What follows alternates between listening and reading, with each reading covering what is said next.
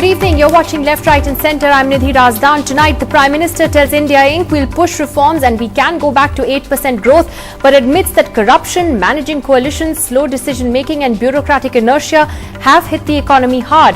As he pleads for some faith in his government, the question is it too late? Well, that's going to be our big debate over the next 60 minutes, and that comes on a day when the PM told the captains of Indian industry this morning to keep the faith as he outlined a series of steps his government is taking to try and push reforms. He listed out a series of problems as well, from slow decision-making to coalition management. The question is, does he have the political capital to push reforms through at this stage? India Inc. was in full attendance at New Delhi's Ashoka Hotel for the CII's annual general meeting. Proceedings were formally kicked off by Prime Minister Manmohan Singh, who extensively spoke on the state of the economy. Prime Minister Singh quite candidly admitted that things have slowed down, but expressed the hope that the current mood of pessimism can easily be reversed. Prime Minister Singh pointed out that investments are a matter of private enterprise, and the government of the day can only help improve the investment climate. Now the big focus tomorrow would be Rahul Gandhi, who for the first time will share his thoughts on the economy with the captains of the industry. I would urge Indian industry to have faith in our determination and avoid getting swamped by a mood of negativism. Corruption is a problem. Bureaucratic inertia is a problem. Managing coalitions is not easy, but these problems have not arisen suddenly. They were there even earlier, when the economy was growing at 8% per annum. Amidst political uncertainty on whether UPA 2 would be able to complete its term, the Prime Minister listed his plan of action in the coming weeks and months. Clear 31 oil blocks worth billions of dollars in 2 weeks. Clear a 14,000 crore project of NTPC to produce 2,000 megawatt of power in Jharkhand. A project that's been delayed for 13 years has been resolved. 12 coal mining projects fast-tracked even though no timelines have been given. Roads, railways, transmission lines exempt from panchayat clearances. End to crisis of coal and gas supply to power plants. Timeline mentioned is 3 weeks. Reviewing FDI liberalization on what more can be done in the coming months. Wishes were horses, we could all be riding. The point is that making mere statements that the economy will look up doesn't make the economy look up. सब कुछ लुटा के होश में आए तो क्या हुआ?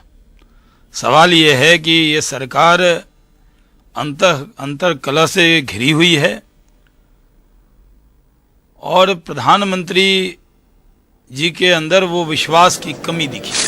While industry welcomed the Prime Minister's optimism, they will finally get to hear Rahul Gandhi's take on fixing the economy.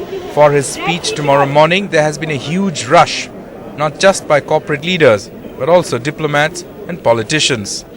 Yeah, I see some of the young ministers who are in charge of important ministries taking very good decisions. Some of the most important business and industrial persons are attending this conference.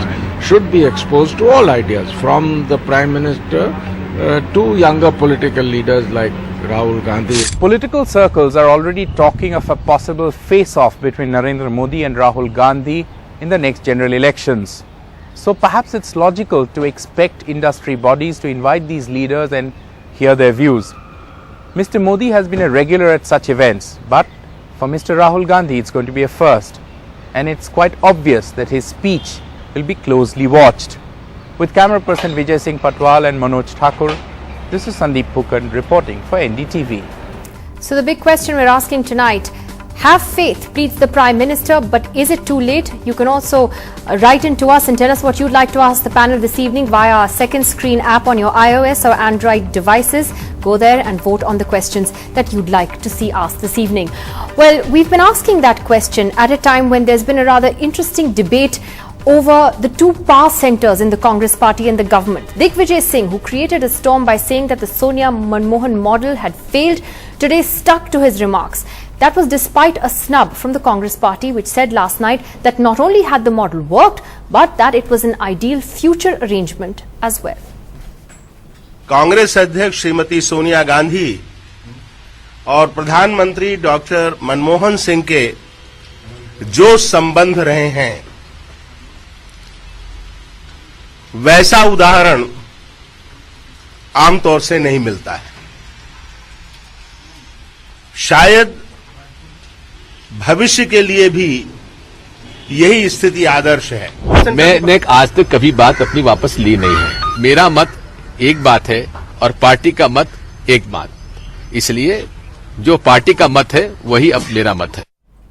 Well, joining us on the panel tonight, Sachin Pilot, Minister for Corporate Affairs, joins us from Delhi very shortly. We have Venkaiah Naidu, BJP MP and former president of the BJP. We have economist and author of India Grows at Night, Mr. Gurcharan Das. Vikram Singh Mehta, the chairman of Brookings India, is with us this evening. Nikhil Dey, social activist, is with us here in the studio. And columnist and author Tavleen Singh joins us tonight from Mumbai. Let me first touch on the political aspect of this entire story. And Tavleen, I'd like to ask you first. We've seen these rather intriguing comments by Janardhan Dwivedi, a very senior Congress leader, an insider, last night, saying that not only is this power sharing arrangement between the Prime Minister and Sonia Gandhi ideal right now, but one that could also be an ideal arrangement for the future. What do you think he's trying to say here? Does this reinforce the impression, A, that Rahul Gandhi is reluctant to take on the top job? What does it tell you? Well, I think it does. I think that Rahul Gandhi has seen that his mother was able to have a lot of power without any accountability. So why shouldn't he do the same? So, I mean, in my view, the arrangement hasn't worked at all in the second term of the UPA because of the NAC. In the first term, it worked quite well, where Sonia Gandhi was in charge of the party and the Prime Minister in charge of government. In the second term, what you've had is de facto two Prime Ministers. But, I mean, if Rahul doesn't want the responsibility of heading a coalition, I think he's keeping his options open, by saying it worked well.